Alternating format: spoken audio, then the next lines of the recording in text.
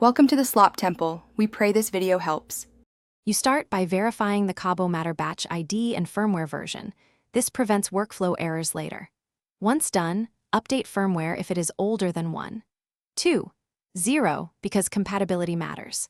Place the matter on a level, grounded surface and make sure ambient temperature stays between 22 degrees and 25 degrees. Put on nitrile gloves to avoid contamination. Then connect the power and data cable to COM1. You should see the status LED blink green. If it doesn't, verify power polarity and cable seating. You now activate and calibrate the Kobo Matter. Hold the power button for 3 seconds, wait for the amber LED, then the green confirmation. This signals a completed boot.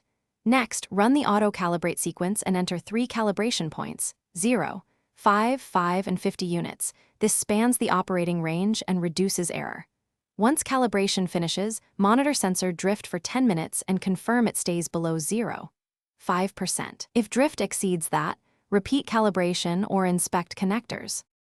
You finish by locking settings and saving the active configuration as Profile 1. Make a backup to an external USB immediately. Then perform a verification run under expected load for 30 minutes to confirm stable readings and performance.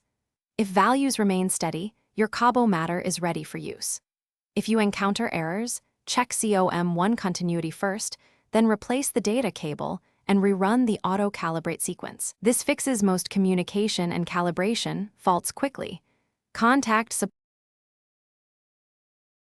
Thanks for watching. Consider subscribing if we helped you.